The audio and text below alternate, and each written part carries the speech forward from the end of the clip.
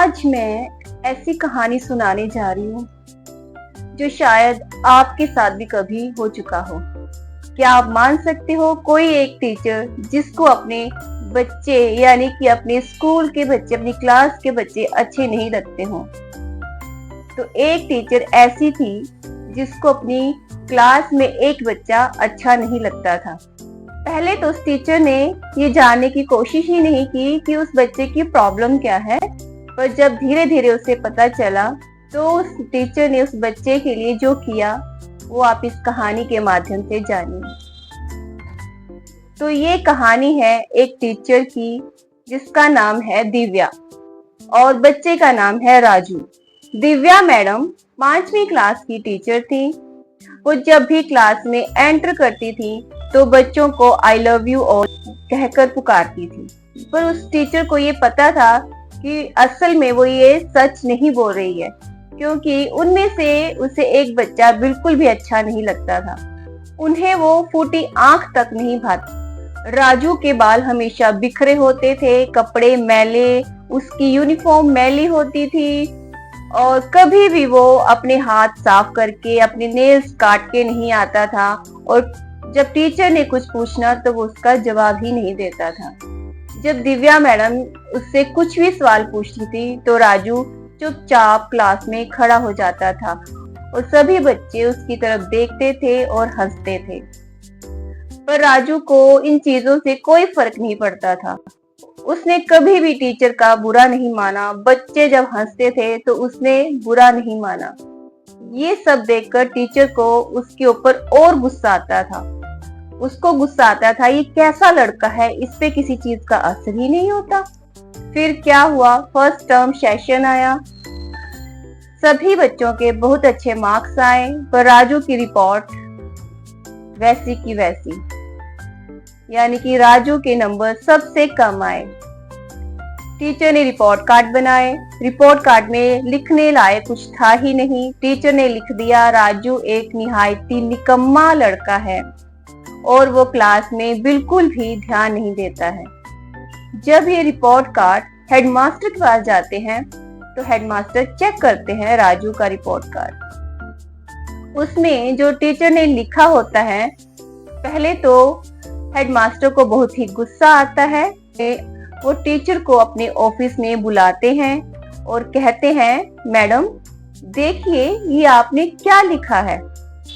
आपने एकदम से गलत बातें ही लिखी हैं राजू के बारे में, कुछ अच्छा तो लिखा ही नहीं, कुछ अच्छी बातें भी लिख देते हैं उसके बारे में। तो उस टीचर ने कहा, सर इस लड़के के लिए लिखने के लिए कुछ है ही नहीं, जो था मैंने इसके लिए वैसा ही लिख दिया। और वो इतना कहकर वहां से चली जाती है। फिर अगले दिन हेडमास्टर ने पीएन को बुलाया और उसकी पिछली रिपोर्ट यानी कि लास्ट ईयर की रिपोर्ट्स निकाल कर दिखाई, जहां पर राजू ने काफी अच्छे मार्क्स लिए थे, यहाँ तक कि वो क्लास में फर्स्ट आया था। जी हाँ, राजू क्लास में फर्स्ट आया था।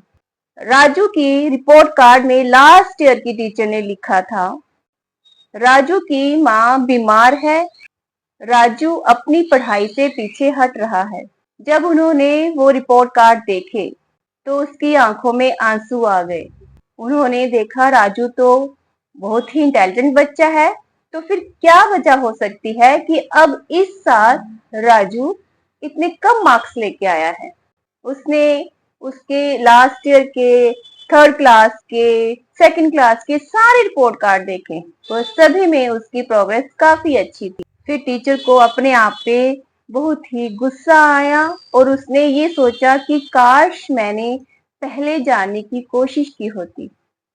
फिर नेक्स्ट डे जब टीचर क्लास में आई तो उसने पहले की तरह सभी को विश किया, गुड मॉर्निंग ऑल कहा, आई लव यू ऑल कहा, लेकिन उसके अंदर यही कश्मकश चली थी कि मैं शायद सभी बच्चों को एक जैसा प्यार नहीं कर पाऊंगी, क्योंकि वो आज राजू को पहले से ज्यादा प्यार करने लगी थी। क्योंकि उस रिपोर्ट में ये भी लिखा था कि अब राजू की माँ का देहांत हो गया है। पढ़ाई के दौरान जब टीचर ने राजू से सवाल पूछा तो राजू ने हमेशा की तरह सिर झुका लिया और खड़ा हो गया और इंतजार कर रहा था कि मैडम डांटे और बच्चे हंसे। लेकिन जब बच्चे नहीं हंसे और मैडम ने उसको नहीं डांटा तो उसने सिर उठाकर देखा कि ये क्यों नहीं हंस रहे हैं। उसने देखा कि मैडम अब गुस्सा नहीं है, मैडम मुस्कुरा रहे हैं। राजू आश्चर्यचकित मैडम की तरफ देख रहा था। आज मैडम ने मुझे डांटा क्यों? फिर मैडम ने थोड़ा सा मुस्कुराया और राजू को अपने पास बुलाया और प्यार से उसको सवाल पूछा और उसका आंसर भी दिया। फिर राजू को इस जवाब को बार बार दोहराने के लिए कहा गया। राजू ने पहले तो नहीं दोहराया, पर मैडम ने बार बार उसको दोहराने के लिए कहा। फिर राजू ने आखिरकार मैडम की बात मान ली। वो सवाल और जवाब बोलना शुरू किए। फिर यहाँ पर सभी बच्चों ने राजू की तारीफ की और सभी तालियां बजाने लगे। ये सब देखकर राजू भी खुश हो गया। फिर अगले दिन से ये एक दिनचर्या बन गई। राजू हर एक अच्छे उदाहरण राजू के नाम से दिए जाने लगे। अब राजू पहले जैसा नहीं था। वो पढ़ाई में इंटरेस्ट लेने लगा, दिल लगाकर पढ़ने लगा और हर सवाल का जवाब देने लगा। अब फाइनल एग्जाम आए तो राजू ने प्रथम स्थान प्राप्त किया और राजू अब पहले जैसा बन गया। पर 5वीं क्लास के बाद राजू को वो स्कूल छोड़ना था, इसलिए उसने दूसरे स्कूल में दाखिला ले लिया। पर लास्ट टाइम जब बच्चों की विदाई का समारोह था तो सभी बच्चों ने टीचर को गिफ्ट दिए। राजू ने भी एक बॉक्स टीचर के टेबल पर रख दिया। फिर जब मैडम क्लास में आई तो उनकी नजर एक बॉक्स पे पड़ी। उस बॉक्स में परफ्यूम और एक कड़ा था जो मैडम ने उस समय इत्र लगाया और वो कड़ा पहन लिया। राजू मैडम के पास आया और कहने लगा, मैडम आज आपके पास मेरी माँ की खुशबू आ रही। ये सब देखकर, ये सब सुनकर मैडम की आंखों में आंसू आ गए और उन्होंने राजू को गले से लगा लिया। फिर राजू दूसरे स्कूल में चला गया, पर वो हमेशा अपनी दिव्या मैडम को पत्र लिखता रहता था, जिसमें वो लिखता था कि मैडम मुझे हमेशा आपकी याद आती है, कोई भी ऐसी टीचर नहीं है जो आपकी जैसी हो। धीरे धीरे ये सिलसिला चलता रहा। राजू हर साल मैडम को पत्र लिखता था और मैडम भी उससे उसका जवाब देती थी।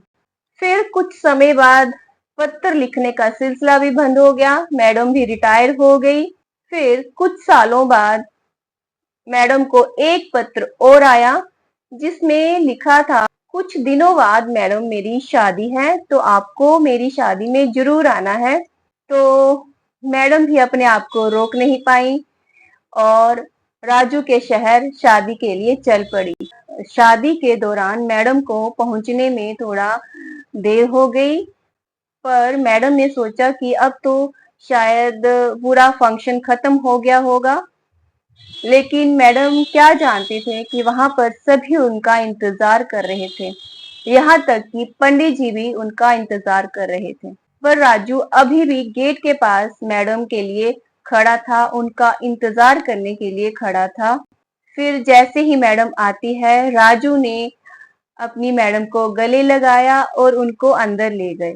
अब मैडम काफी बूढ़ी हो चुकी थी, पर राजू अभी भी मैडम को उसी नजर से अभी भी मैडम को वैसा ही प्यार करता था। वो अपनी मैडम की इतनी रिस्पेक्ट करता था कि उन्हें माँ कहकर बुलाता था। वहां पर आए सभी राजू के फ्रेंड्स ने कहा कि ये कौन है? तो राजू ने कहा, आप लोग कहते थे ना मेरी माँ कौन है, तो ये है मेरी माँ।